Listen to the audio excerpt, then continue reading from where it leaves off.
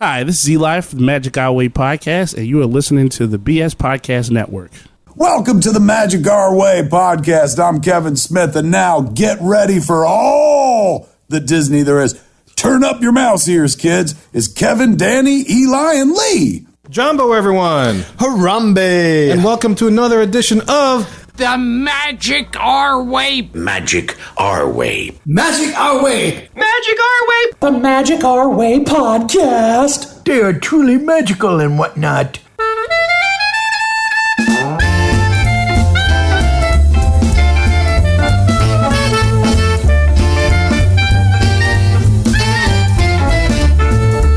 Asante Sun, everyone. You're listening to the Magic Our Way podcast from New Orleans, Louisiana, in the United States of America. We are artistic buffs talking about Disney stuff, and this is a show in which every opinion is welcome.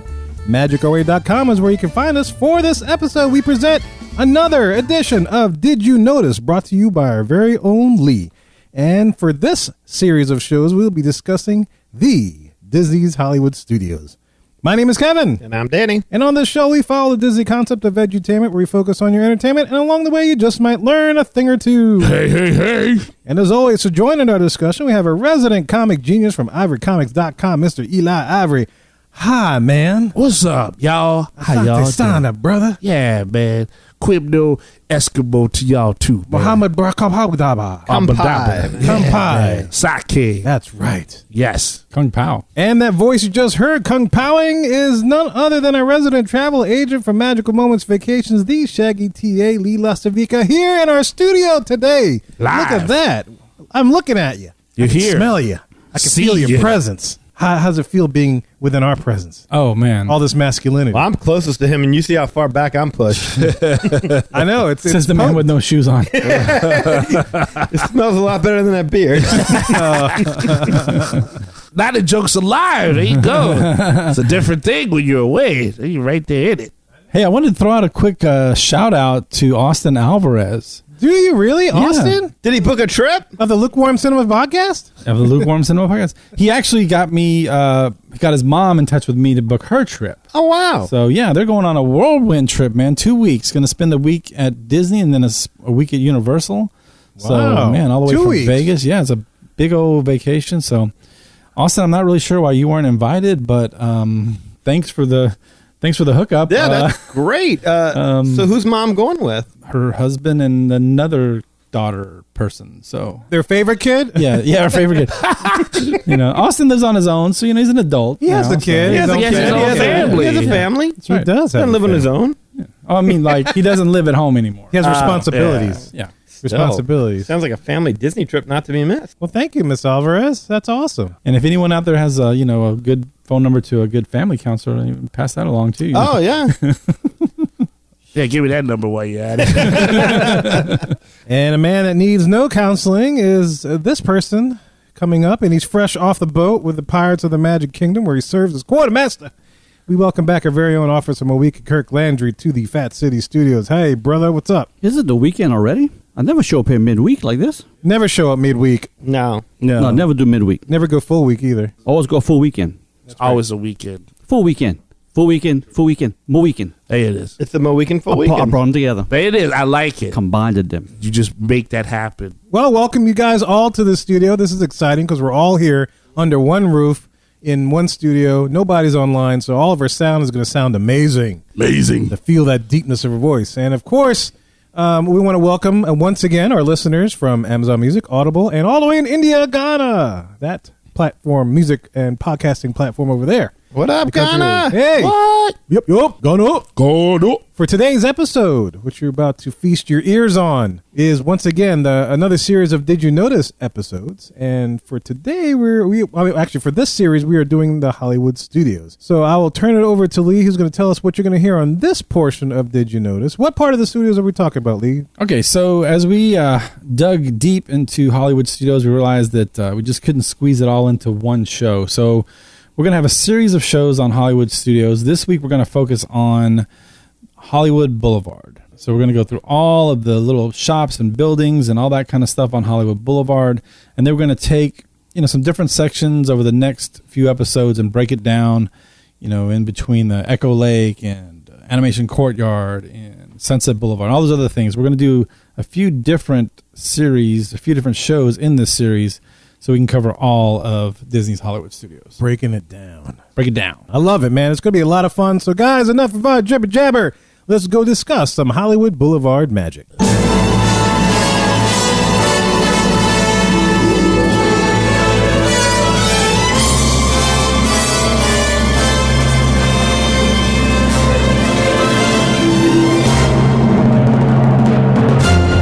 And welcome to the Hub, and this is our main segment portion of the show. And for today, you like that music? I do. You're shaking your head. I like can tell that. You like it. It's a sound alike, so we don't get sued. It's great, isn't it?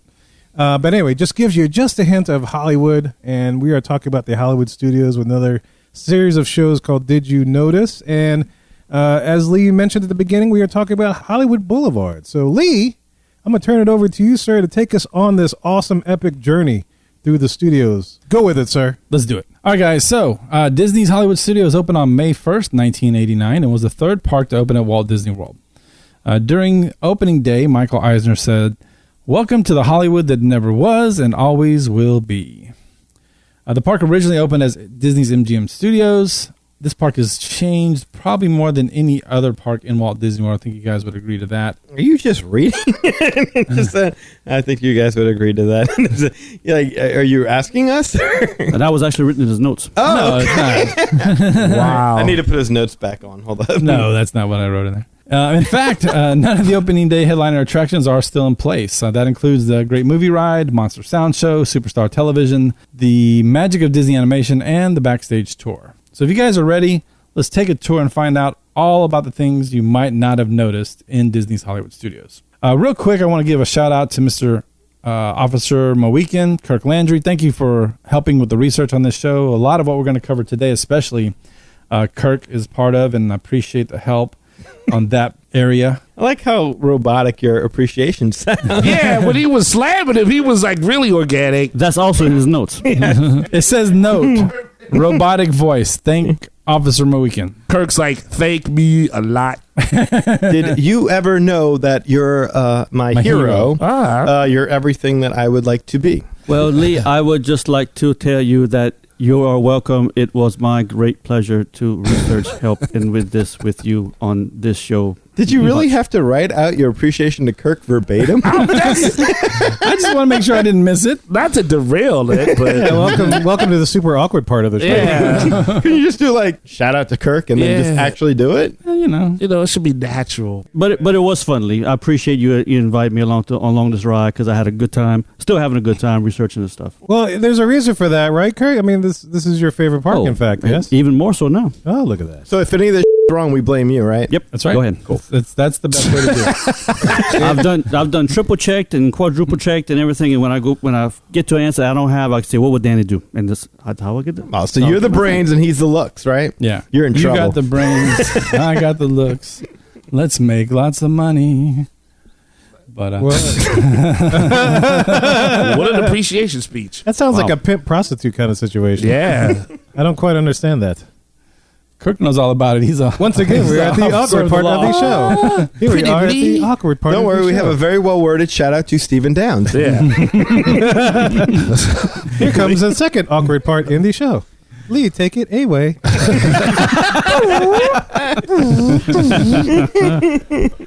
This show is brought to you by Speak and Spell.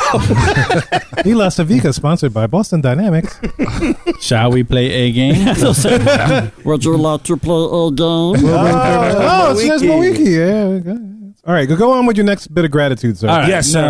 We're not going to get to too much of it today, but throughout the rest of the shows, Stephen Downs also did a lot of help here.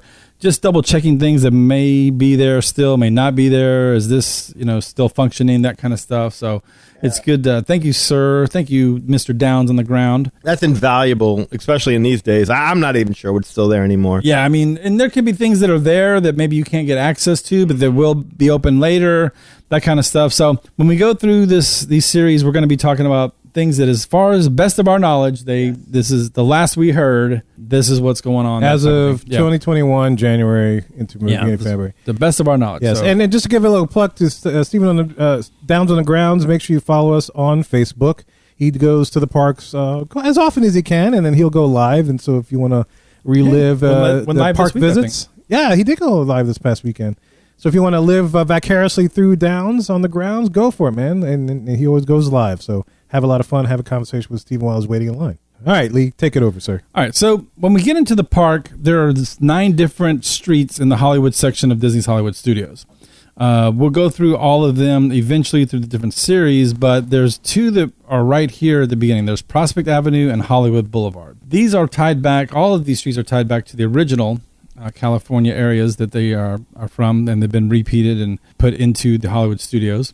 The first one is Prospect Avenue. This is the first street you're going to come upon while entering the park. Now, it's located just past Crossroads of the World at the beginning of Hollywood Boulevard. The basic primary function of this roadway was, access backstage areas of the park. It's also used as an entrance exit for parades, things like that. What's interesting about this street is Hollywood Boulevard in Hollywood was originally named Prospect Avenue. So Prospect Avenue became Hollywood Boulevard in California. Now, in the parks, we have separate roads or separate streets, but originally, Hollywood Boulevard that you're used to seeing in California was Prospect Avenue. That was a good call on the name change there. Yeah, it's got a little more pizzazz. Yeah. Prospect. Sounds like a Sons of Anarchy episode or something. Sounds like a gold rush to me. That's what I was thinking. Hey, prospector! Well, doggone it there, son. We're going to go ahead and make us a Hollywood land. We got to be gold on this road. It's got Prospect in the name. And you girls are completely identical? And Hollywood Boulevard is the main thoroughfare of Disney's Hollywood Studios. It's basically kind of like the main street of Hollywood Studios. And just like the road in Hollywood, that's the main thoroughfare for that city. So at the end of Hollywood Boulevard is the Chinese Theater. That is the park icon for Disney's Hollywood Studios. Currently. Yes, currently. There used to be a hat. And yes, that has changed over the years. Yeah, should be something else next month. Who knows? But the Chinese Theater in Hollywood is actually on Hollywood Boulevard as well. So those are the 2 streets that exist in real life and now are in Hollywood Studios. Just a quick note before we begin. This is probably one of those shows where you want to kind of maybe take some notes. We're going to be talking about a lot of addresses like, this is the building on so-and-so street in Hollywood and so on and so forth. And you could go online after the show, do some Googling, check out the buildings, and then you can really appreciate the architecture and where the look of that building came from when you see the original out in California. Yeah, it's a bit of a mind trip because I appreciate y'all putting these pictures in the show doc itself. By y'all, I mean Kirk. But very nice. I really appreciate that. Yes, and make sure there'll be a quiz next show. So after you did all that studying, multiple you'll choice. be ready. Yes, multiple choice. The Raz will be putting that question. Yes, she'll be putting that. Yes, it'll be great. Essay for bonus points. Is it Scantron? Need number 2 lead pencil. Yeah, all I got is number 4. Man.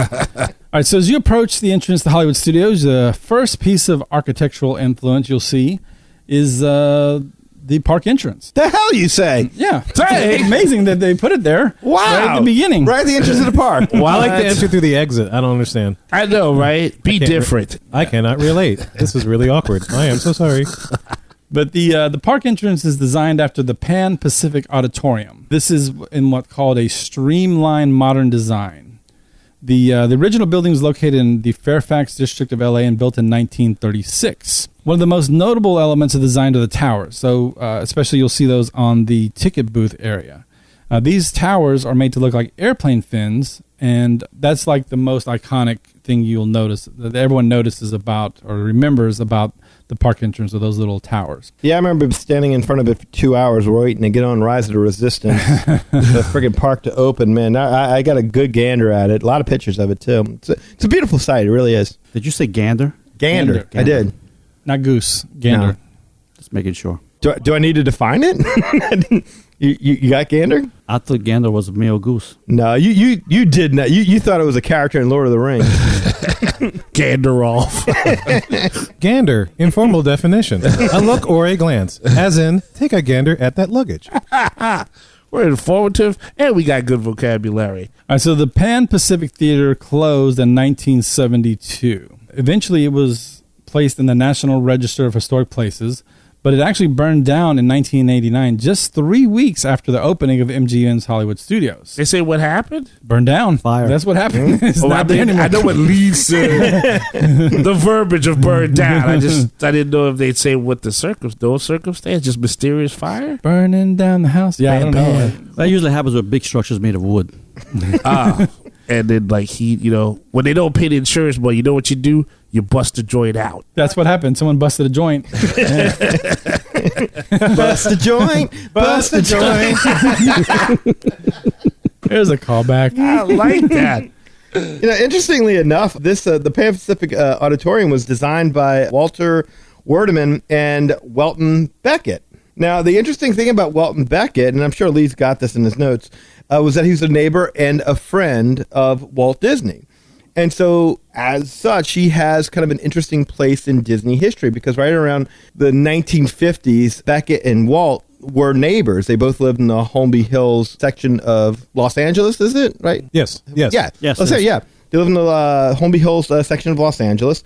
And despite Beckett having his own architectural firm, Walt had gone with another firm called Piera and Luckman to help him design his ideas for Disneyland. And things weren't going well, and they were having trouble. Walt was having trouble communicating his ideas. They were having trouble translating them.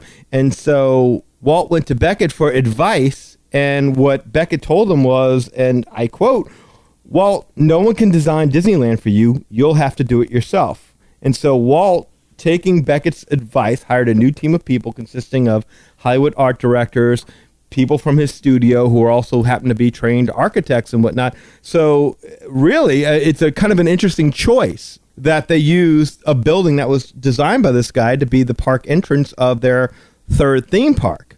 And also, I mean, Beckett also had ties to Disney World in that he was contracted to help, well, his firm was at the very least, were contracted to help design the Contemporary and the Polynesian Resort. They were also contracted to design the Thai resort that they were going to do, the Asian one, the Venetian, none of the ones that ever actually got built. But what he did help Walt design was the GM and Ford pavilions over at the World's Fair. So Beckett was actually really involved in Disney history. And then they had a falling out, and Walt burned his building down. Yes. And that's what happened. Well, he outlived to Walt back.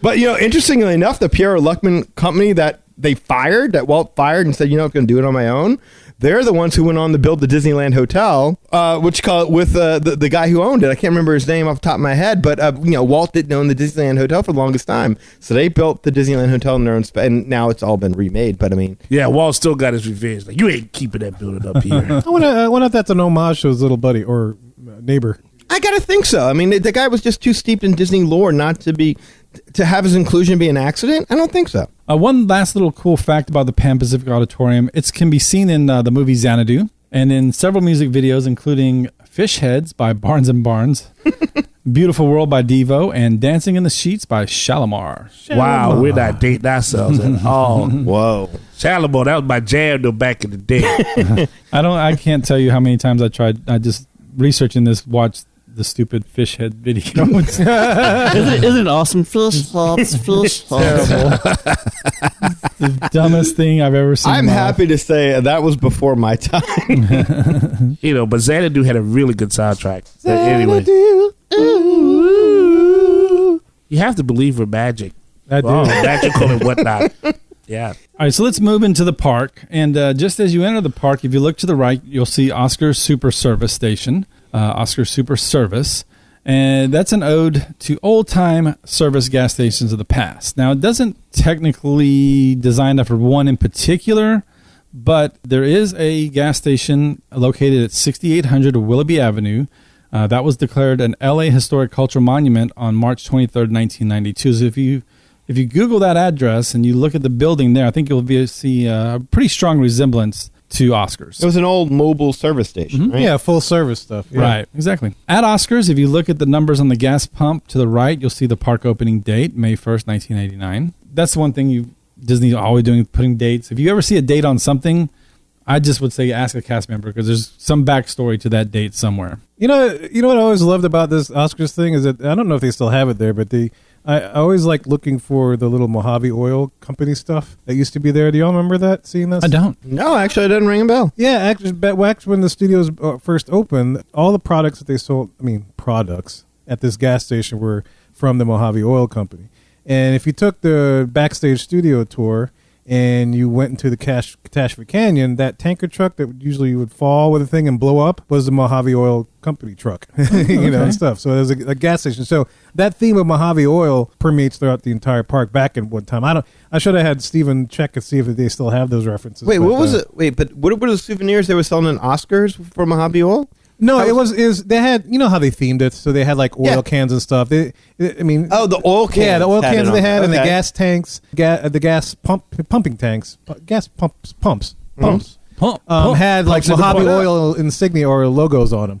Yeah, didn't they have they had a tow truck out there at one point in time as well as the Cadillac? I think both of them are gone by now. I don't know if I know the Cadillac is gone. Or maybe it wasn't a Cadillac. I can't remember the name of the car. But, I mean, they had a car and they had a tow truck. And I remember the tow truck specifically. Yeah, I definitely remember the tow truck, but I don't remember it being there the last couple times I've been there. They roll it out and roll it back depending on it's busy, I think. Because they do a lot of strollers and stuff for that. Sure. Yeah. Okay. So if they get too busy, then it's like that. But yeah, Mojave, I don't know if it's still there. Maybe somebody that's there visits could tell me if they still have those markings on there. But if they do, that'd be a pretty cool throwback. You know, the funny thing about that is, and I hear this, and I'm not sure that's true in every case, but they say that the stroller rentals are always to the right when you walk in because most people are right-handed. And so the instinct is to start to look towards the right. Now, I know it's like that at Hollywood Studios. I believe it's on the left at Epcot. Lee, what you... Well, I know for sure the ones at Magic Kingdom are off to the right because my niece's husband was a cast member and he worked in that area. And you're positive about that? Pretty sure. 99.9% sure. Also, too, if you remember, the Lost and Found is on the left because they'll sing a little song. It's to the left, to the left. All the shit you left in the park to the left. So I think that for sure it's on the right-hand side. Okay. So I don't know about Epcot or Animal Kingdom. I think Epcot is on the left. That's the one that I can remember. But anyway, I'm sorry. Go ahead. I was just throwing that in there. That's cool information, though, because, I mean, it makes sense because, like, the first thing you want to do is rent a stroller. You're already there. It's right here. It's right here on your right-hand side. Just grab your stroller. And you're a parent. You got a kid. The first thing you're doing is looking for that stroller. Yeah, stroller. All right, so the center of this area is what's called Crossroads of the World, and it's just a little... Meet you at the crossroads. We'll be lonely. We're going to take all your money. What? And because it's a little gift shop. They're going to... Really, truly, they're going to take all your money. Run away from the crossroads. Not at the crossroads. So you don't get broken. That's where I used to pick up my single-use camera. Disposable cameras. Disposable cameras. That's a fast. But the original Crossroads of the World was an outdoor shopping center, one of the first, if not the first, outdoor shopping centers in existence. It was built in 1936 in Los Angeles, designed by Robert V. Dara. It's still in existence, but it's actually now office building space. But it's still got the same architecture and all that stuff, so you can actually go and see it in Los Angeles. It's the Crossroads of the World. This is a wild one, because researching that, I found a whole backstory to like the original owner. The owner designed it. He was actually shot there and died at the hospital. They shot him at the crossroads. Oh, he won't be lonely. I don't know what you're going to do when they come for you. When they come for you. Damn, no, you found some news about. I thought you were going to say something. Did you know you won a lottery? You just straight came up with he was shot. Things get burned. Things get shot. Too much going on here in Hollywood. I was doing some research and I found about the dark seedy side of Hollywood. Was there a reason? I mean, did it say? Why'd he get shot? Now, see, now you made me go back in my notes. It was all gangster related stuff. Oh, he's a gangster? Yeah. It was all seedy Los Angeles underworld type. What up, gangster? Oh, my God. We like smashed a grapefruit in the wrong dude's chick's face. Now, where does that come from? James Cagney. Oh, what movie? Oh, I know it's on a great movie ride, but Public Enemy. Public Enemy number Shut one. him down. Shut him down. Shut him down. Oh, wrong Public Enemy. Now, at the Crossroads of the World in Disney's Hollywood Studio, there's a Mickey Mouse statue on top. But this is something, again, you may not notice, but Mickey on top of that tower is actually a lightning rod. His right ear is made of copper to deflect lightning. That's how buildings get caught on fire? That's how this one didn't catch on fire because... Thank God for And now Mickey. you know what happened to the Pan American. There it is. No Mickey. Fire. One more thing about Crossroads of the World. The original Muppet movie featured a shout out to the original Crossroads of the World in the opening scene. The very opening scene, the first thing you see is that globe spinning. And as they pan back, you kind of see it's being balanced on looks like Hermes or something, like almost like a Greek god kind of thing, being balanced on his finger. And as you pull out, the name of the studios down below is Worldwide Studios, and it's a very, very familiar font. And so if you look it up and you compare that to Crossroads of the World, it looks eerily similar. So I think that was a call out to it, and it's kind of appropriate because that's kind of where the Muppets got their start. But then fast forward to the reboot where they did the Muppets with Jason Segel, and there's a whole scene where Walter goes on a tour over at Muppet Studios.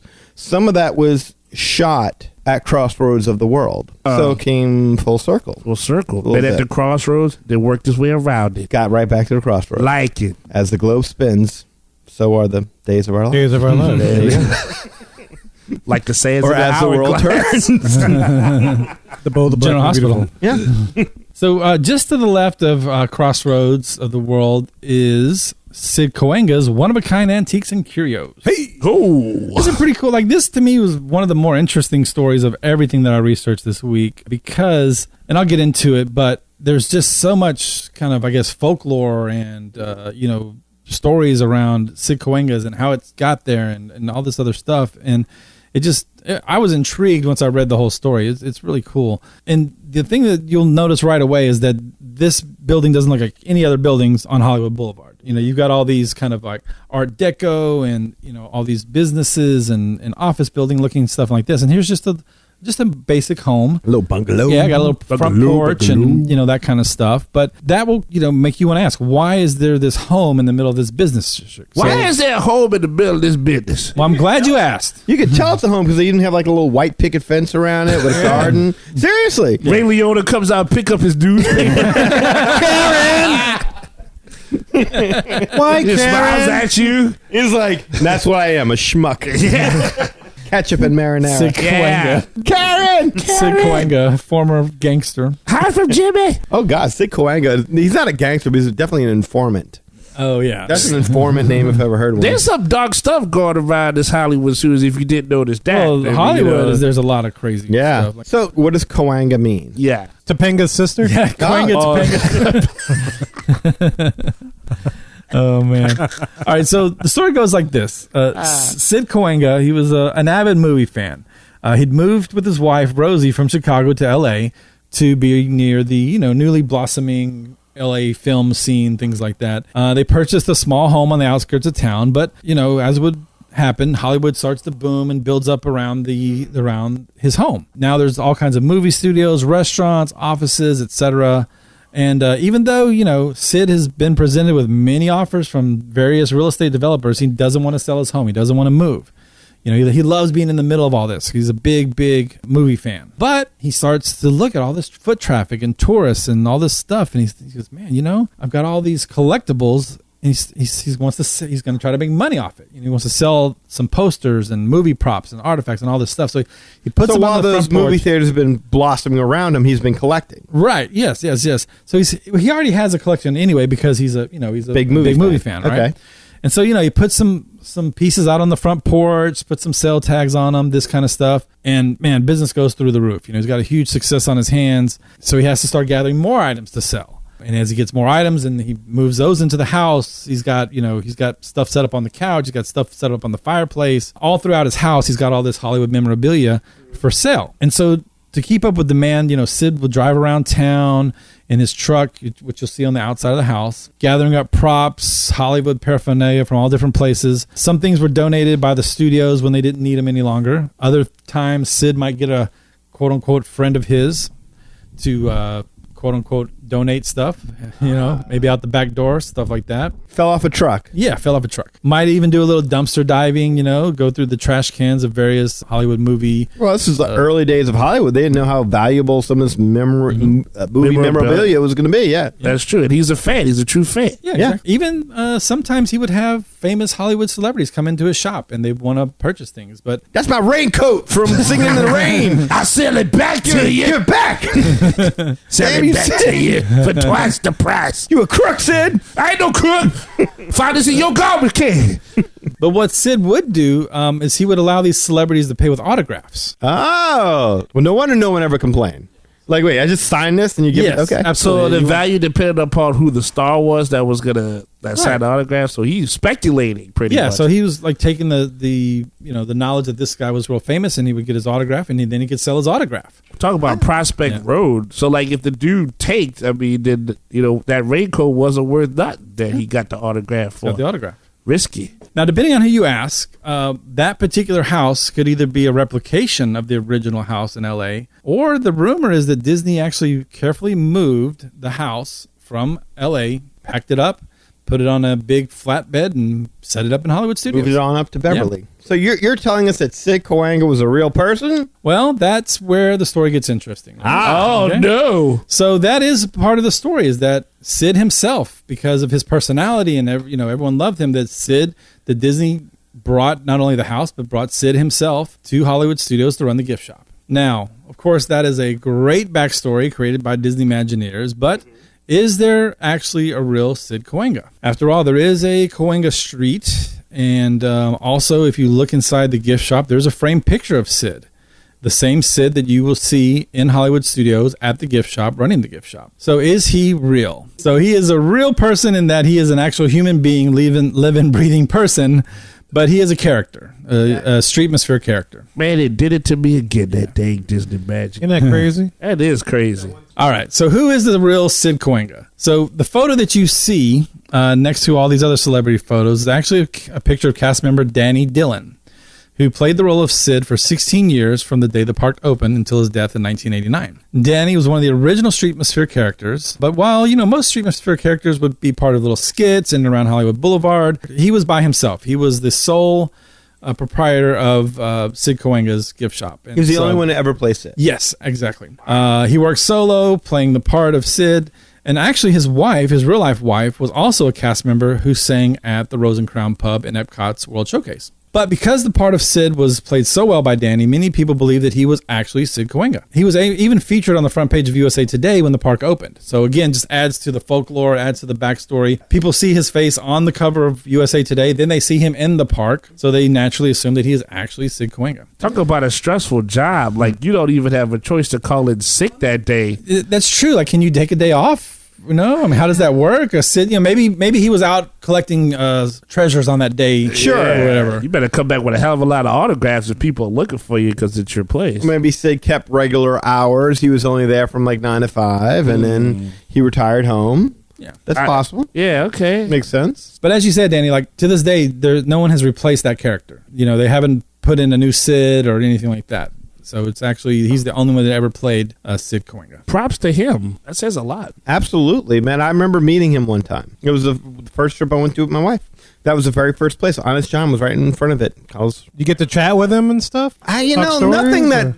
memorable other than, hey, where you guys from? Blah, blah, blah. Welcome to Sid's. And, that kind of thing. I mean, just nothing beyond, like, nothing I can remember. I never really resonated to me that I was talking to the one and only. I didn't even know who Sid Cahuenga was at that point in time. At that point in time, that was like between we're talking about 2000-ish. I mean, so you're talking about like for 10 years or so, there was like a decade where I couldn't go to Disney. It really was kind of a, hey, like I'm just back here. I'm just enjoying being here. I'm not looking for the little Disney details that Disney nerds would look for. That people like me now would fan out about. I'm not looking for that. I'm just taking it all in. You weren't as deep as you are now. Exactly. Yeah, we were just enjoying it. I wasn't a May guy yet. All right, so next we have Mickey's of Hollywood, which, as you guessed it, it's a wordplay on the original Fredericks of Hollywood. Oh, unmentionables. As you guessed it, there's a lot of people out here that would not know Fredericks of Hollywood. My ears Really, are perking up. It's pretty. I mean, maybe because I work in retail, and When's the last time Fredericks of Hollywood's been I haven't around seen one in a long time, but I do remember the stores in the mall. I can't imagine anyone under 30 knowing Fredericks of Hollywood. Yeah. Remember mail order catalog? Yeah. You ordered mail order. What mail? The stuff mail order did you Friday? order? Mail order catalog. Okay. You ordering mails? What did you order from it? Was it I Sid didn't order anything. Cahuenga? How do you spell mail? I think you spelled it M-A-L-E. I thought Yeah. so too. Yeah. You can't order Sid Cahuenga. He work in the store right now. Can't just come up there and show up at your house. Are you shopping for Captain Stan? Dear Captain Stan, come back soon. These guys are mean to me. I love you. All right, so needless to say, the merchandise at Mickey's of Hollywood's a little bit different than the merchandise at Fredericks of Hollywood. Which sucks because I would love to see some Disney created lingerie. Yeah, who? Oh my I God! bet you have some Imagineers that would really have some fun with that. Can we do a show on that at some point? It would get creepy. Bunch of This is true. 50-year-old, 40-year-old, 50-year-old white Yes. men sitting around. Yes, we'd be canceled. All right, so Not worth it. A B-side show. Okay, I understand. Okay, yeah, go ahead, sir. All right, so the entrance to the building is inspired by the Bain Building on Hollywood Boulevard, which was built in 1926 by Colonel Harold Bain. Before he broke Batman's back.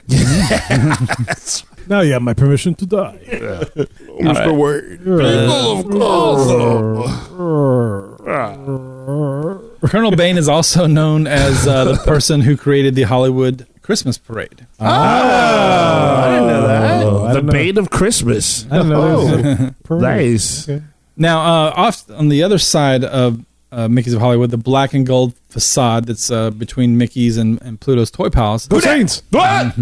That is inspired by the famous Security First National Bank of Los Angeles, which was built in 1929 as part of LA's Miracle Mile. It now houses a publishing company, Southland Publishing, which publishes the newspaper Los Angeles City Beat. That building was actually added to the National Register of Historic Places in 2005. They also published Tiger Beat as well.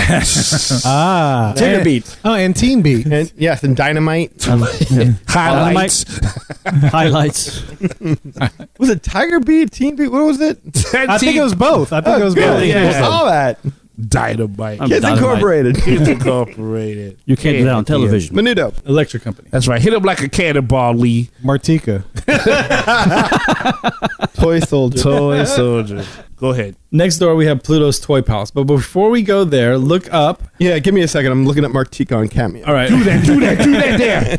Before you head to Pluto's Toy Palace, look up for a billboard and you'll see the Autograph Hound. This is a tribute to a 1939 Donald Duck cartoon that featured Donald Duck as an autograph hunter in Hollywood. And here's a little fun fact. This was the first cartoon where Donald Duck is featured in his blue sailor hat. Yeah, boy. I thought you were going to say, fun fact, he was wearing pants in this one. Okay.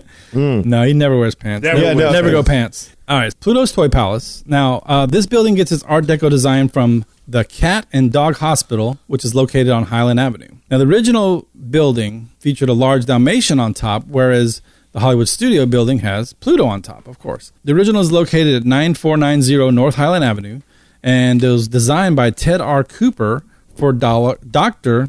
Alexander Moxley. Now, I guess technically it wasn't on the original building. Originally, the building was built without the Dalmatian on top, but it was added later. And so at the time, that's where they got the inspiration and they put Pluto on top. I've said this before, but this is just one of those things where, like, of course that thing's always been there and I've always seen it, but now you're like, oh, I see where it comes from. It makes you really want to go back and find all these little details in the park. If I just passed by Pluto's Toy Palace and I didn't need to buy any toys that day, I just would pass it by. Well, and the fact that it was a former cat and dog hospital Yes. makes Yeah. it even more interesting. Yeah. All right. And then the last building on this block houses Disney & Company. Now, the building used to design this shop is located on the corner of Santa Monica Boulevard and Cole Avenue in a neighborhood of businesses supporting the movie industry, such as post-production houses. There's not really any historic significance to this building as far as what I researched. And even right now, if you were to go by that building, there's no sign on it, anything like that. But I guess, again, the Imagineers just like the design. And so they use that to house the Disney & Company. So they just liked how the building looked. It just looked pretty. Yeah, I guess they like the architecture. I mean, I'm assuming because there's information on all these other buildings, but there was no information on this particular building. So Disney and Company was like a thing at one point in time, remember? yeah, there was a certain line that they had with It was like their designer line at some point right, in a time. little bit higher end, kind of nicer stuff. So now across the street, we're going to find a few more shops. The Dark Room, Cover Story, Celebrity Five and Dime, and Adrian and Edith's Head to Toe. Now the Dark Room, one guess as to what that is. Eli's bedroom. Yeah. All the time. It's like the Dark Saber, but different. Yeah. But more Eli. And more sensual. Sensual? Sensual. Oh, like Szechuan. Yeah, crossroom. Yeah, photography, right? Photography, Because yes. that's done in my dark room, too. Sure it is. Yeah! 50 Shades of Eli. How you doing?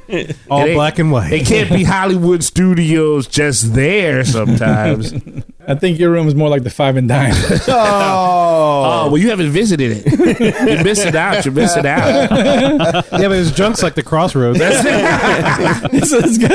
it have a lightning rod? No, but it's just as electric. It's electric. I tell you what, give you my autograph, you'll find high value in it. How about that? Tell you what, you'll find Adrian Eves there. And he satisfies him from head to toe. Oh, Lord. Oh. All right, so the dark room is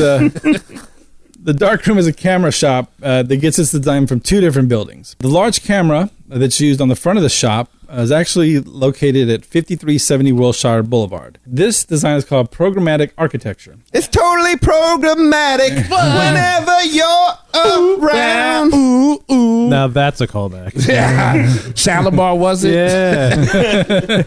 Now, programmatic architecture, that's where a building physically resembles its purpose. So I guess to some degree, Pluto's toy, that could be the dog and cat hospital, could be programmatic architecture. But this is, again, so it's a big camera in the front of it that tells you right away, oh, what do they sell here? They sell cameras. So, yeah.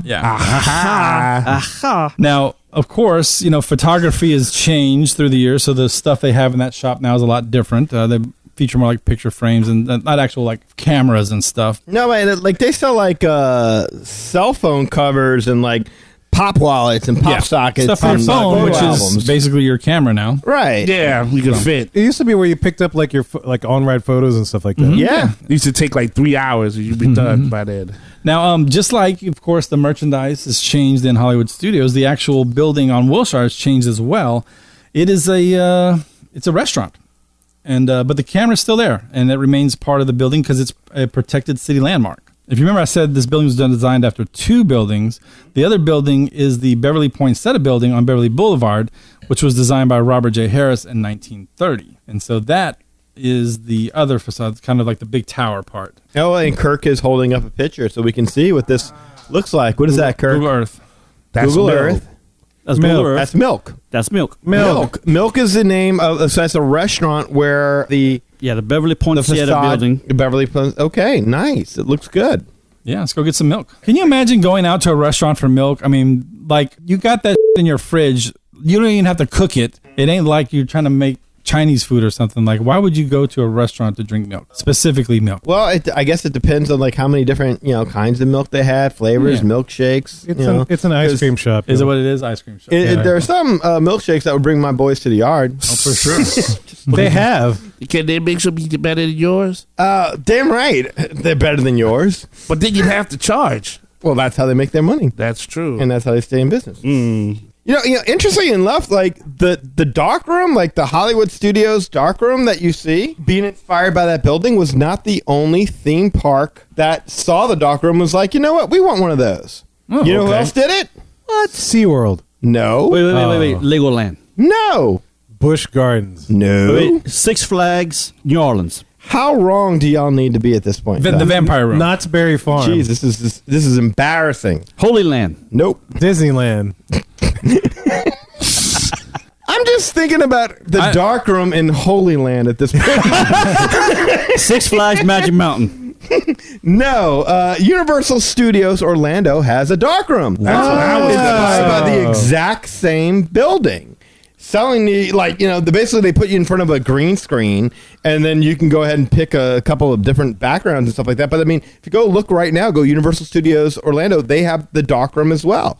It's one of two buildings in the studios that is inspired by something that, not inspired, but is a kind of a doppelganger, if you will, of something that is in Universal. That's what you get, Michael Eisner. Now, the one in Universal, you say they will transpose your face onto like what, pictures or? It's kind of like Cover Story. It's like they'll take a picture of you in front of a green screen and then they put you on something and make you look like you're doing something. It's like 4 or 5 immersive backgrounds that they let you choose from. But yeah, it's the exact same thing with the Nikon camera out front and everything. So it's kind of a neat little trivia thing, if you will, if you have your friends in the park. So they didn't have any kind of copyright on that design or anything like that? No, they both blatantly stole that.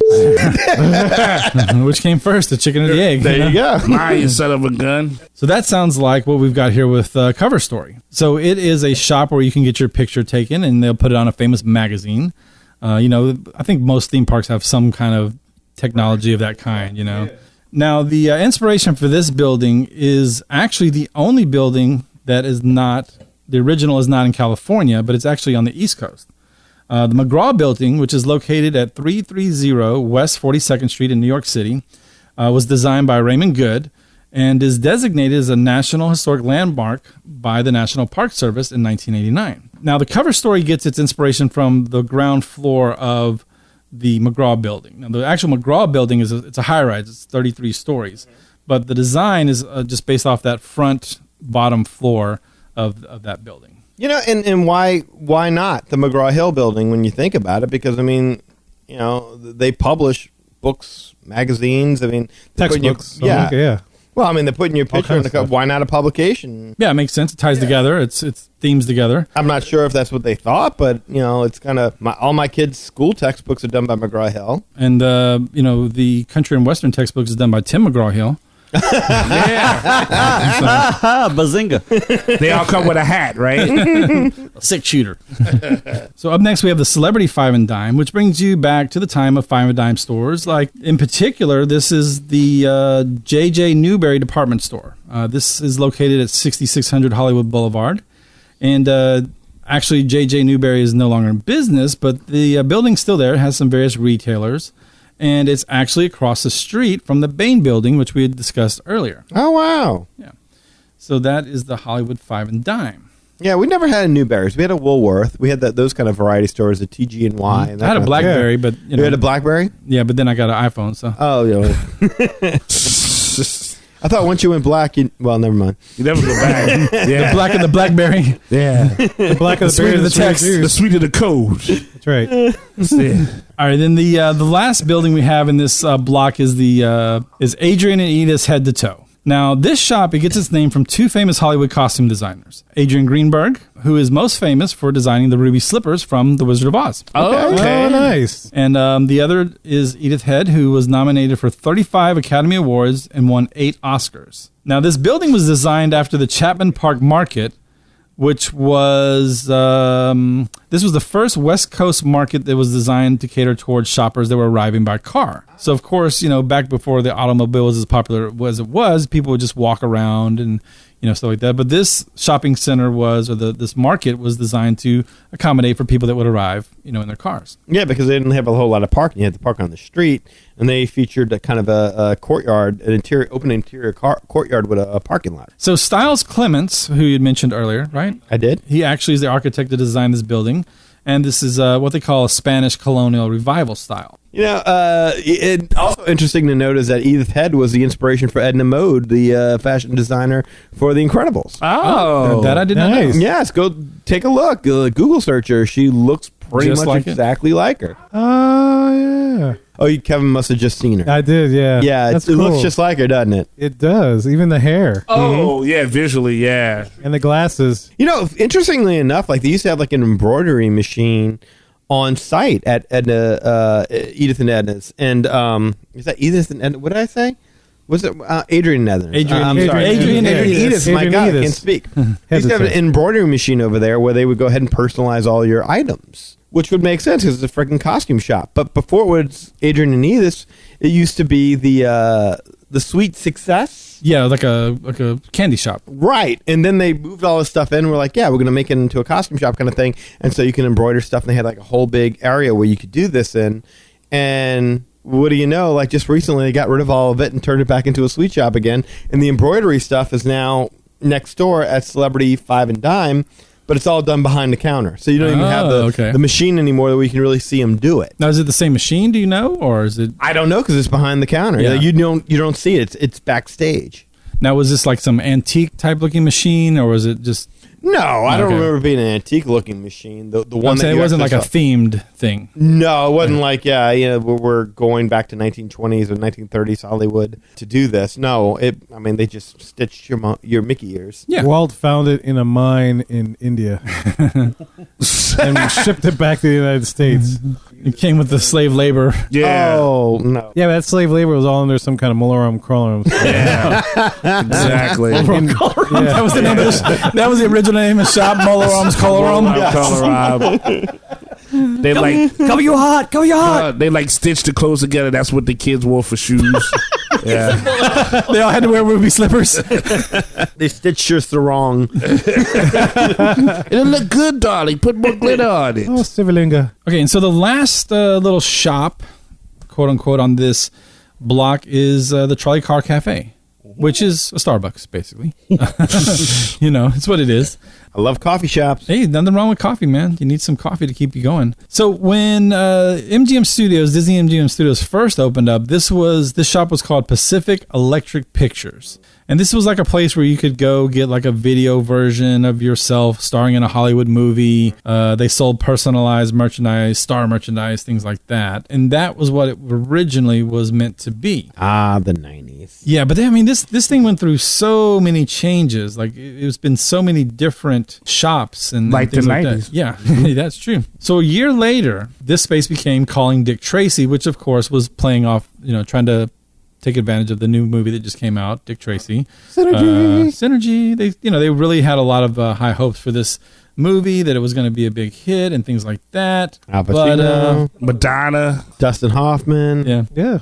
Warren Beatty, But you wouldn't know it from seeing it because it's covered in so much makeup. and the colors were light too bright, Yeah, it didn't do as good as they thought. That shop lasted about a week. like the movie. Yeah, the Calling Dick Tracy thing was kind of like the same thing as Pacific Electric Pictures, where you could make a video, but this time it wasn't just a random video. It was like Dick a Dick Tracy video. Yeah, you put yourself in a little Dick Tracy adventure. I wouldn't mind being in a video with Madonna. That might be cool. Madonna. You got a thing for cone-shaped breasts? Okay. Do not go for second best, baby. Yeah, Madonna. crazy for you. Like a virgin. Yeah, you want a little La Isla Bonita. Yeah. Papa, don't preach.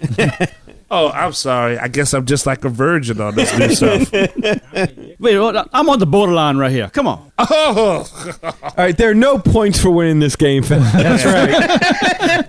I get it. I'm a gambler. That's it. Got no one to On a hold 'em. steel horseshoe ride. You're No one to fold 'em. wanted. Oh, wait. Wrong. Yeah, none of this is in vogue. Right. All right. Oh, okay. Desperately seeking a topic. I almost got him to stop, Kevin. Oh, I'm sorry. Never I'm sorry. that. They're just in a league of their own. All right, everyone out except me and Lee. We're going to finish it. Whether you like that or not, we're going to finish this. All right, so Madonna closed down Dick Tracy. Yeah. It was her fault. Shut it down. So then it became Legends of Hollywood. And then after that, it became the LA Cinema Prop and Storage before finally becoming the Trolley Car Cafe. And this was the first time they had a food and beverage served in that space. Everything before that was retail. So, Can I tell you, that freaked me out one day. yeah. It did, because I didn't realize they switched it over. Because all this time, like all through the years while I was going through those park, it was a freaking gift shop kind of stuff. I get plushes. They had comic books at one time. And then, I was going to take, I guess my oldest at the time, she was little. I was going to take her in this. We get her a plushie. I walk in. I'm like, wait, where are all the plushies? Oh. Starbucks. What the is this place? And so that freaked me out. So that's why it stuck in my head. I was like, what the hell's going on? This wasn't never an eatery. So your daughter didn't feel like a lucky star that day? No, she did not. Okay. She did not feel like a lucky star at all. Point match, Kirk. Anyway. All right. So, I concede. Hey, look, give him 4 minutes and he'll figure it out. Yeah. so the Trolley Car Cafe, that's an homage to the actual Pacific Electric Railway Company, which is the, run out of LA. It's the long gone urban rail system. And they had red cars. Their street cars were red. So that's, that's where you get the color, the red color for the Trolley Car Cafe and things like that. They got a red car. What? Don't go too fast. Little red trolley car. The building for the Trolley Car Cafe was modeled after the real Pacific Electric building that was built in 1907. That's the Ivy substation in Culver City, California, which was that building converted AC power to DC power in Culver City, California. So that's the whole thing with the electric cars and the trolley cars and the Pacific Electric Railway Company. That's where it all comes from. Yeah, that is not the whole thing. Because I got Pacific Electric to Electric Boogaloo. Not to be confused with the electric company. Yes. Okay, just checking. I didn't know where Ozone was at. So it's electric? Boogie woogie woogie.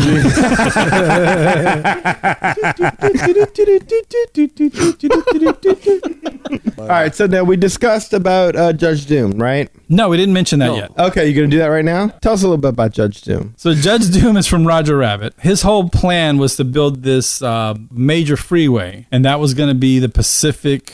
I've lost it now. What was it going to be called? Pacific Electric Railroad is the name of the company that owned the red car trolley that Judge Doom was trying to put out of business. So he bought the trolley. He dismantled the trolley. All right. Because he wanted to build the freeway. The freeway. Right, exactly. And so he wanted to go ahead and put the mass transit out of business in order so that way he could force people to go ahead and buy cars. Yeah, just like Henry Ford. There you go. Let's get to that too.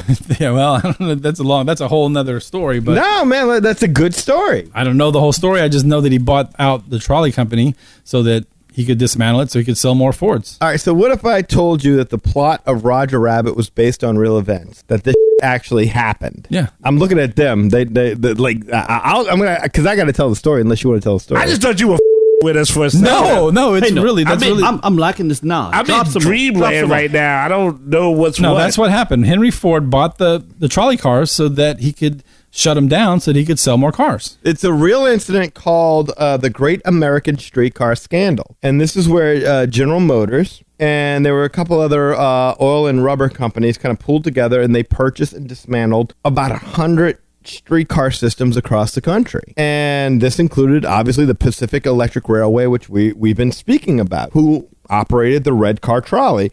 And so the goal was, obviously, as we stated before, to get Americans to stop using mass transit and start purchasing cars so that way they could get rich. It was a hell of a scheme. And what ended up happening was that they were ultimately indicted, General Motors was, and they were found guilty, but the court only imposed a sanction of $5,000 on General Motors and a $1 fine, very trading places, a $1 fine on the VP of GM Motors. So let me guess, the judge had a car too. Gotcha. And basically for decades, the Los Angeles suffered from congested freeways stuck in gridlock. I mean, it's one of the most congested metro areas in the United States. And it wasn't until 1990 that Los Angeles County Metro Rail finally came into being, and LA finally got a mass transit system that the regular people could afford without having to go ahead and rely on their cars. So, are these on the ground or on top? On top. Okay, because we know from Tommy Lee Jones you cannot make a mass transit system on the ground in Los Angeles. And we also know from Tommy Lee Jones there's lava. It just shoots out in the middle of any time. Yeah. Them damn tar pits. That's all. Yeah, you see the lava tar stuff. pits bumbling. Yeah. Hold on, wait. So if that's true, did somebody actually say nobody's going to drive this lousy freeway? We're going to take the red car for a nickel. Yeah.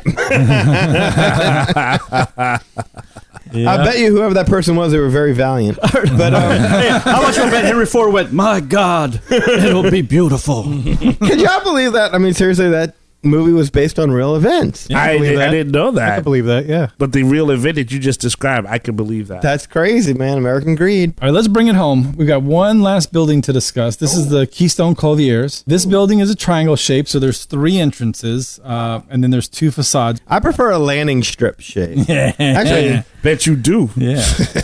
Love it. Actually, I prefer to scorch the earth. You've seen the front of my house, right? It's very European. Yeah, you're right. No more bush. All right. The main entrance that looks like a tower was based on a popular restaurant/nightclub built in 1933 called the Wilshire Bowl, located at 5665 Wilshire Boulevard. And now one of the other entrances takes its design from the Owl Drug Company, which was built in 1933 by the design company Morgan, Wells, and Clements. Again, Owl Drug? Owl. Owl Drug. Who wants to make a building? I want to make a building. This is an example of what they call streamlined modern style. And then the last entrance uses what's called Mesoamerican revival style. And it's actually now where the ATM's located, so you can't actually go through. So maybe that's Meso-American style. Mesoamerican. Are you talking about the Mayan theater thing? Yeah, like the Mayan theater. Mm-hmm. You're talking about the whole Mayan thing, right? Yeah, the Mayan calendar, the end of the world, all that stuff. Yeah, because what threw people off of that is that people were looking at the outside of it, but it wasn't based on the outside. It was actually based upon the interior lobby of the Mayan Theater. Okay. And so it opened in 1927, and this thing has been everything from like a legitimate playhouse to a second-run movie house to a burlesque house to an art film house to a Spanish-language cinema and an adult theater. And then in 1990, a nightclub finally. I was about to say, can you back up to the burlesque part that you said the adult theater part? I said, don't worry about the burlesque backup part, but okay. Well, it's a natural progression. First you go burlesque, and you go full adult. Exactly. And that should be on the there's Mayan a Spanish calendar. language in between there, but that can go either way. Hey, it's all about translation. And then some kung fu. Kung Pao. Me so American. All right. Now, the shop tailors to the stars. The facade there uses a classic Art Deco design. It's inspired by the Municipal Light, Water, and Power Building, which is located at 2417 Daly Street. Now, this building was also designed by S. Charles Lee and is still used by the City of Los Angeles today. City of Los Angeles Department of Water and Power. Again, this is one of those ones like just Google 2417 Daly Street and look at it and you're like, oh, wow, perfect. It looks exactly like it. It's such a weird choice. Like some of the other buildings kind of have logical translations. Like, okay, this should be, this. It ain't like this is a place to go get some water. There's a publication house and they're going to do a cover story, that kind of thing. What a powerhouse has to do with Taylor? Again, I think sometimes they just like the design of the building and said this will look cool on in our park. So they just basically stole the styles of various architecture and then that is really the dirty secret of Disney, is that 99.9% of the time everything that they design is mostly based upon things that exist in real life. As again, we talked about this with the Headhunters. Yeah, inspiration is one thing, and even in the culture, we will walk away from that, but that's one style. But I mean, that's just hacking. That's essentially hacking. Yeah, they culturally appropriated the Municipal Water and Power District. Well, no, they just don't. Just through most of your stories, right? Through most of the stories that you've told. The architecture that's there is based upon real architecture, right? Somewhere else. And they've just hacked it up and meshed it. So don't think of it as hacking. Think of it as sampling. I forgot. They've changed just enough of it, to where it's something original. They've changed the color scheme. They've changed a little bit here and there to where it's something original, but there's an undercurrent of something familiar. I get like the basics of a foundation for an architecture. Like, number one, you got to have a foundation. Totally get that. But the style, you're Disney. Like, I do feel like that's sampling's good. I'll take that word. But I did not know until I noticed what you said that they made an amalgam of various styles of architecture. Well, but I think that's really an important part of it because, Michael Eisner said it. It's a Hollywood that never was, but always will be. In other words, it's meant, without nostalgia, Disney parks would not be what they are. It's the idea of something familiar, but it never quite was. Yeah. You may not have seen that exact building, but it's like you look at it and go, man, that looks like something I've seen before. Right. And you might have seen it in a movie. Or, exactly. It might just be a weird, vague memory from when you were a kid and that building was in a movie or something like that. Right. But it seems familiar even though you've never been there. Go walk through New York and you have the exact same. Just go to New York, walk there on any street, and there's going to be something vaguely familiar, and you can't place it until you watch Ghostbusters, and you're like, oh, that was a hotel building. Yeah, the firehouse. Yeah, exactly. Well, no, the firehouse. I found that one right away. But there's a bunch of different buildings, a bunch of different things. Like I've seen it before, but I don't know where. It's vaguely familiar, but I don't know how. The only difference is that when you see it in the movie, it's what it looked like when it was filmed. Whereas with Disney, they might change the colors or clean it up. Exactly. Or, do this, that, and the other. They sampled it. It's the same thing they did in New Orleans Square with us. Right. They took a lot of our that's what I was kind of thinking. Oh, they change a proportion. Yeah, size. They got it over in the West Coast, and they gave us LA over here. But they took a couple of icons and things from us. This sounds like they they took a lot of architect. We did a whole show on it. They did the wrought iron. They did the building shapes. They did the stairways, everything. Yeah. Even the light posts and all kinds of stuff. They took a neighborhood. This place went for a whole the dirty smells city. Different parts. No, there's no dirty. The hanging beads all over. If they would have piped in the smells, man, I don't know if it would have been as popular. No, you got to have bums pissing if you're going to use this. That's not authentic bum piss. I've tasted it. No, look. Next time we go out there, we're going to grease the poles. Oh, there you go. Yes. But you know what's something else I noticed? Going back to you talking about how this, all the architecture is made to put together old Hollywood. From researching it, all these buildings are from the 20s and the 30s. That's Walt's era, when he first came to Hollywood. So is that like all they had, pretty much? Like if he's pulling from that. Well, but Walt wasn't around when the Hollywood Studios were built, so they're taking it back to Walt's time in Hollywood. But it's not like Walt said, "I want this building in this park." You know, I think they're trying to evoke it, like kind of like California Adventure. It's kind of like what it would have looked like when Walt got there. Yeah, that's what I meant. Yeah, okay, I can see that. But obviously they're going for a time frame here, and I think it's circa 1940s, 1930s, 1940s through the 50s. You know, as you progress. So it's kind of a progression of those years. You know, okay, so we haven't gotten into this yet, but I guess we'll get into it when we get to the animation courtyard, which is the cameraman statue, and that kind of gives you a good idea as about what they're aiming for. It's right at that point where silent film switched over to talkies. That's the era that Disney's Hollywood Studios was aiming for. Tease. We'll get into that in the next episode, I'm sure. The next episode, but one of the episodes. Okay. One of the future episodes in the series. Then I'm sure. the next episode, Stallion. So the last building, you're just going to see on the facade the words apparel, accessories, jewelry. It's a pink building. The original building was, again, S. Charles Lee designed. He designed this building for the movie makeup pioneer Max Factor. Well, it was like a regular building, but then he redesigned it, right? Yeah, with the pink and all this stuff. It's very pink. Very you pink. can't It's miss very- this thing. It's very distinctive. It's always my favorite of the exteriors. And if you want to look it up, it's at 1660 North Highland Avenue, and it's simply called the Max Factor Building. It's, Regency Deco style is what they call it. Is this like Pepto-Bismol? Yeah, pink? really, Yes. truly, yeah. Pepto Pink, for Yeah. sure. It's actually now, It looks like a Tiffany's or something, like, but yeah, that's true, yeah, like the Tiffany pink. yeah. Yeah, it People looks say like that's supposed to be I was a thinking- calming color for interior decorating. I don't know, but But it's- I'm like, unless your stomach's upset, I don't see the point in it. Plop, plop, fizz, fizz. I don't feel too calming looking at it. Yeah, what a sick color it is. That's because you're the one that got to go in there and pay the money for whatever's in there to bring it home to your lady. Well, you mentioned Pepto-Bismol. The actual building now, it's being used as a 50s era nostalgic restaurant. So, you know, it's a restaurant. You go in there and get some heartburn. Yeah, with some Okay. Pepto. Hopefully they cook the burgers though and just don't serve it to you pink. It's Mel's Drive-In is the name of the restaurant. Mel's What? Drive. Yeah. Now, I remember Mel's Diner. Diner, Yeah. yes, Alice. But this is great Mel's show. Drive-In. Yes. What's that from? So, American Graffiti? American Green. Wow. Is that right? With That's Harrison right. Ford. That is right. Effing yeah. Very nice. Very nice. I was going to say, Happy Days was Arnold. Richie Cunningham. Yeah. Richie Cunningham. Opie Cunningham. Opie Cunningham. Across the street. This is one of my favorite little hidden gems that a lot of people walk by and don't really notice. And it's right by the time board. There's a guest relations kiosk over there. But it's at the corner of Hollywood Boulevard and Sunset, right across from Keystone Clothiers. You can't miss it. There's a rather distinctive fountain on the corner there. And it's kind of noticeable. And you're like, well, this has got to mean something.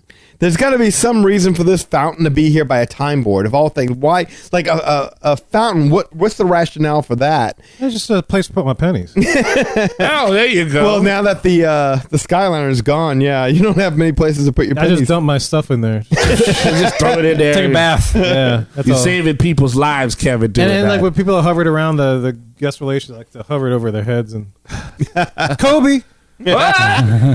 So now the fountain is a sizably shrunken down version of the actual Mulholland Fountain in Los Angeles, just about like a mile away from Walt Disney's former Hyperion studio. And it honors William Mulholland. This guy was a self-taught engineer who brought water to Los Angeles in 1913. This guy was an immigrant who came over and taught himself how to be an engineer. And some people would take issue with some of the things that he did in order to go ahead There's and a lot of and- movies around that. Yes. Chinatown and some other. Right. like, Well, let me just tell you, we're going to get away from the aqueduct that he used to go ahead and bring water to Los Angeles.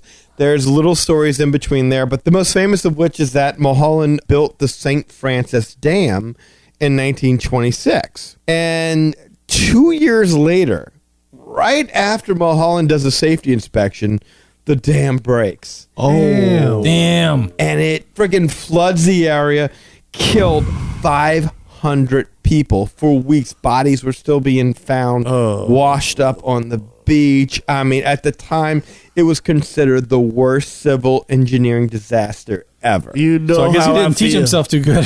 Just say. Well, I mean, maybe not too bad for somebody who was. Maybe he was good at aqueducts, but not dams. Right. You know how sensitive I am to disaster and water. Right. So this guy had to quit in disgrace, but he was not found guilty of any kind of criminal act. He paid $1 too. To Winthrop. Yes, he did. Look, the guy was a class act. He took responsibility for the entire thing. Oh And well, yeah, that's hardcore. one Yeah. time when he was asked about the incident, he stated, "The only ones I envy about this whole thing are the ones who are dead." Wow. Damn. You'd just rather be dead. Yes, and so it's kind of funny in today's day and age. There's a statue, well, not a statue, a fountain meant to honor a man that was recreated in Hollywood studios, and this dude unintentionally killed about 500 people. So then the fountain is made of water, Yes, which is how The the tears of all his deceased. Oh, God. Oh my gosh. Wow. And then Disney, in a California Adventure, paid tribute to him with a little Wild Mouse roller coaster. You think they would check in on somebody's background, before They call the coaster Mulholland Madness.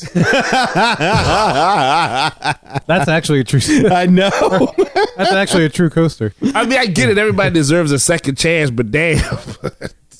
I didn't even mean to say damn. That's just terrible. That's just how that worked out. Damn, Eli, that's harsh. Damn. Wow, that's crazy. Isn't that crazy? That's probably one of the more insane stories heard tonight. I mean, did nobody, this is my only question, and you don't have to answer, it's just rhetorical, but I'm just when he was like, yeah, this is what I'm going to build, nobody looked at it and said, hey, Show me your degree. yeah. I'm not an engineer, but I'm not sure if clay is going to work by itself. He was a revered individual. I mean, my God, the dude brought water to the people. I mean, They probably figured this guy knows what he's doing. Yeah, they can't mess with exactly. I mean, my God, there's. Who's to say it was even his fault? It could have been the contractor that didn't mix enough water with the cement or whatever. And look, I'm sure he kicks himself for picking the wrong contract. I'm sure it was his project, and he held himself accountable. And you don't see too much of that these days. And granted, I don't think that helps the family of the victims in any way. Yeah. But to bring it back to our last episode, it just goes to show when you look into the history of anybody, it's like they said, what was the name of that movie with Russell Crowe, the inside, whose life doesn't have flaws when put under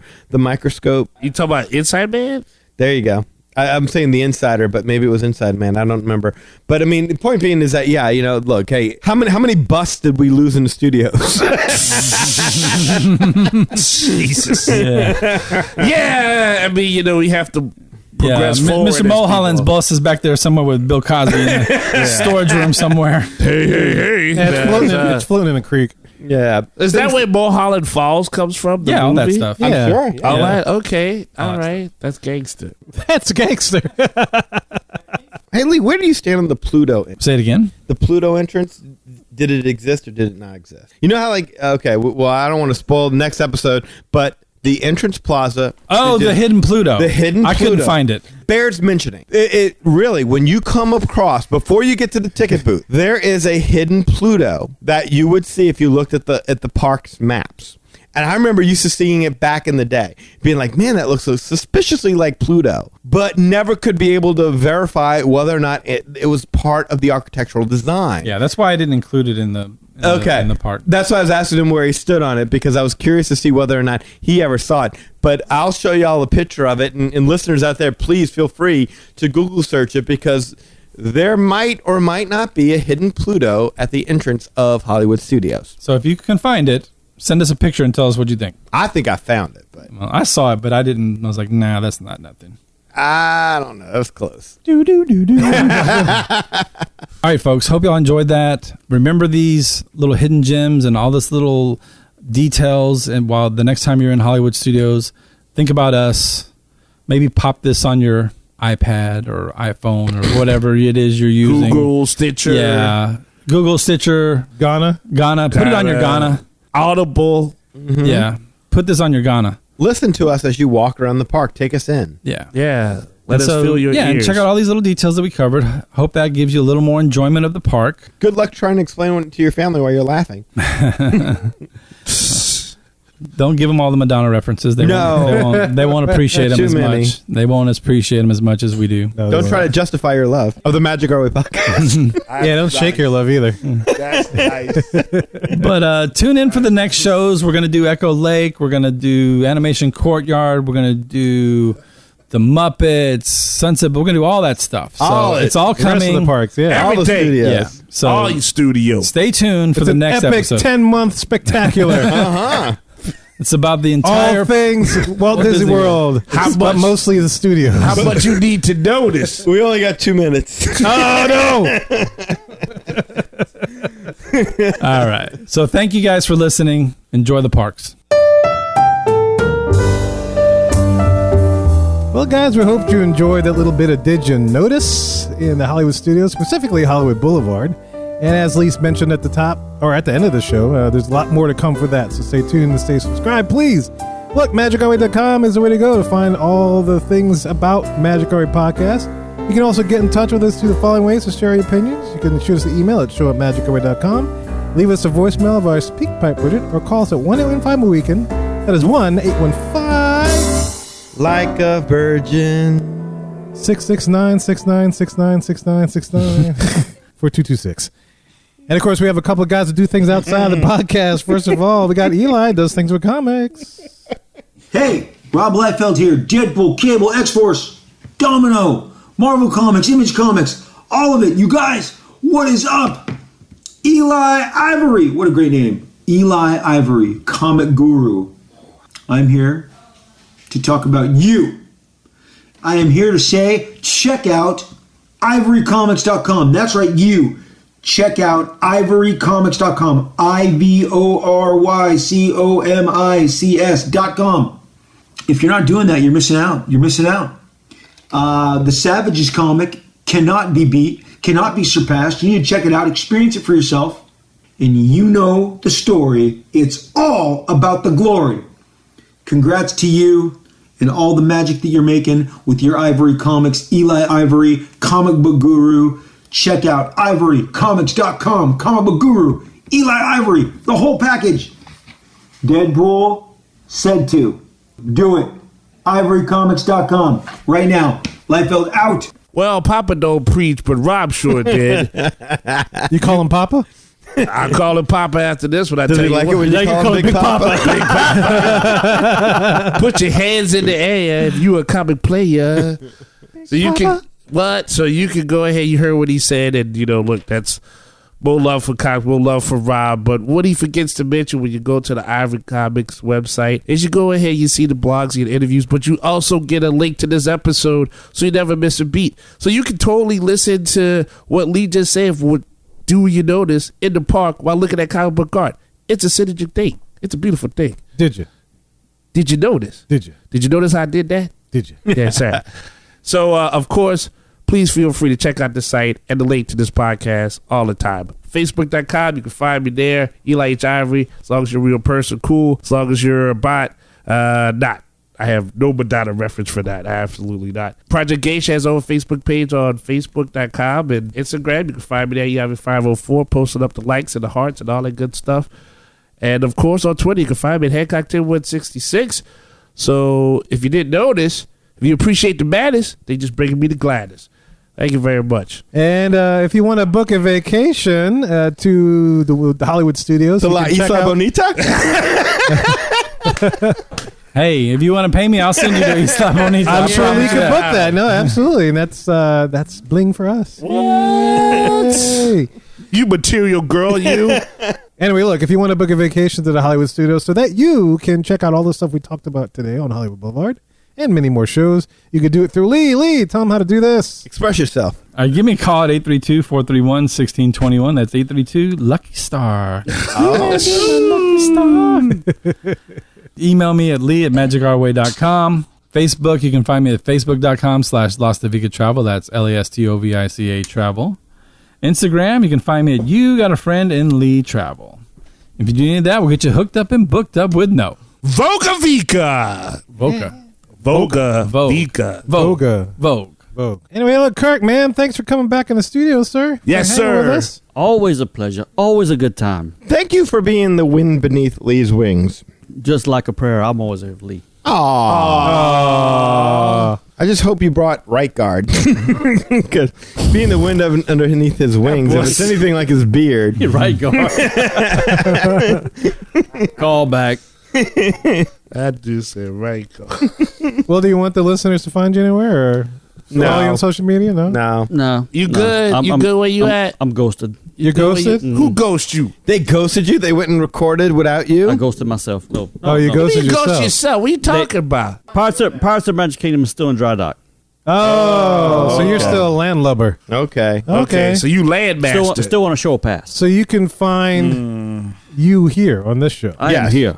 And in the Facebook groups and social media and stuff. If you're not in the Facebook group, you're missing out. You're missing out. Well, go play with Kirk in the group. There you go. Deadpool said too. He did say that. Yeah, feel free to tag Kirk. Landry Yes, out. tag Kirk. Especially if you're mad at us at anything, like tag Kirk. That is the public relations department of the Magic Our Way podcast. Yes, he's one of the mods of the group, so yeah, that works. That's true. Thank you for your service, sir. Absolutely. And Captain Stan's missing out with you. He's totally missing out. He's missing out. Here to tell you. You don't know where his bread's buttered. We'll definitely go check Kirk out there. And look, man, there's so many ways to support the show as a whole, and you can find them all on our website, magicourway.com. Any way that you can support the show is deeply appreciated. We also want to take a second and thank you for being a loyal listener. And we always love hearing from our listeners, especially Kirk. Yes, sir. All opinions are always welcome in the Magic Our Way podcast, so make sure you get in touch with us today. Anyway, Mohicans, ladies and gentlemen, we say Quaharini. My name is Kevin. And I'm Breathless Mahoney. Magic out. Sweet.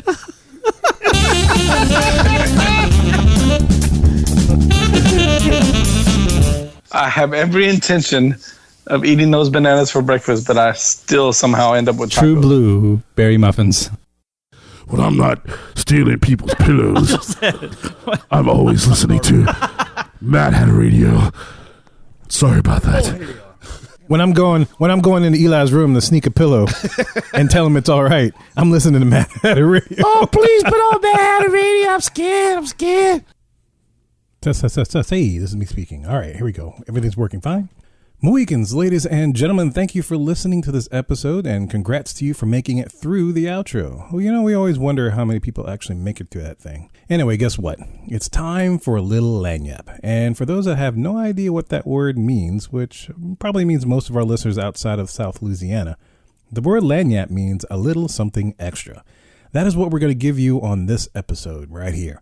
Your lagniappe for today is the full performance of Programmatic.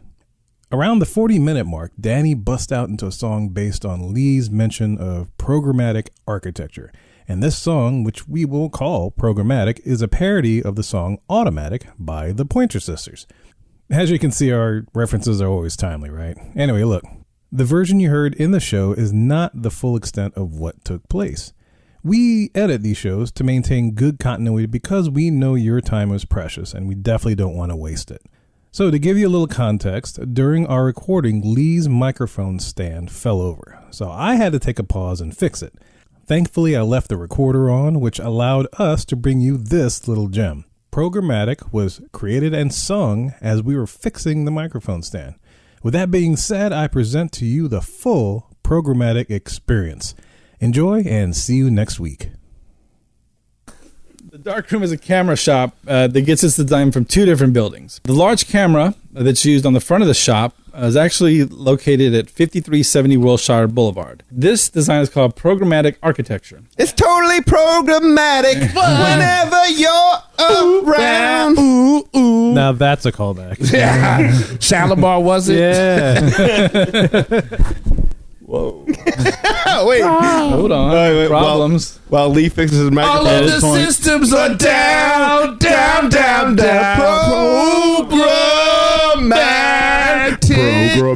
Programmatic.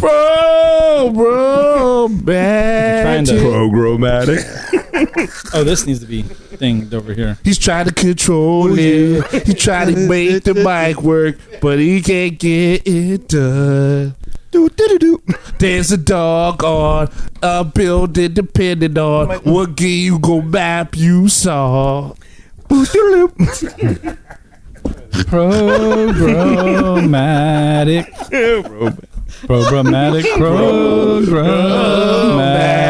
Programmatic.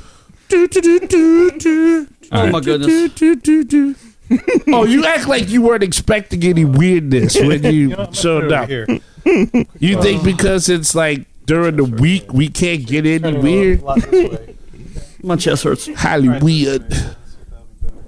Lee's beard is up the microphone, and Kevin can't hear him speak. We're trying to follow along with the show, but it's totally weak. No way to control. It's totally programmatic. Lee's beard is sticking to the mic. He just likes to go down. Down. Wow. How many people listen to get the song? I don't care. All right. So, Lee, where do you want to take? That was organic. Is it falling over? There we go. Do that. You got it? How's that? Everything good? Think so. All right. Mic check 1, 2. 1, 2, 1, 2. Check, baby, 1, 2, 3. Check, baby, check, baby, check. You want to do the dark room all over again? No, I think I can cut in right there. Okay, lose all the programmatic. I'll leave it in. Lose a pretty programmatic. good. We man. rarely all sing. You know, that's Don't a want to lose the rarity. All programmatic. right, let's go.